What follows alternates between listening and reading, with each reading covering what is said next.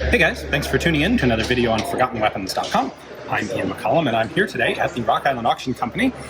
Today is Saturday and they are continuing their huge February regional or February sporting and collectors sale, like 11,000 guns over the course of 4 days. And I thought we'd take a quick look at one that's actually going up for sale today, and that is a good example of one of the things I like about coming here to film. This is a Spanish revolver, and we know this from Spanish proof marks here. We have a Spanish-style trademark note here. However, what's curious about this is I have no idea what this is.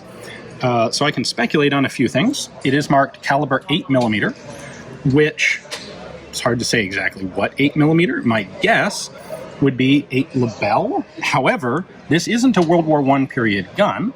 If we look at the middle digit here of the 3-part proof, there we go. That is a D with a little star over it. The Spanish proof marks actually have a year code, and that D indicates 1931. So this is actually a relatively late pattern gun. It is double action, and it has a swing-out cylinder. This, when I first glanced at this, I assumed it was a French 1892 because it had this loading gate. However, that's not actually a loading gate. It only pulls back that far, and when you pull this back, it allows the cylinder to swing out. It's a 7-shot cylinder in there with an ejector star. And, like, I've never actually seen one of these before. It's in rough condition, as one would kind of expect from, you know, it's not uncommon to find Spanish revolvers of this sort of period that are relatively rough. But normally I know what they are. And this one is a mystery to me. So I figured it'd be a really cool example to just get on camera briefly for you guys. If anyone out there recognizes this, it'd be cool to hear from you. The catalog this is simply a Spanish copy of a Nagant revolver.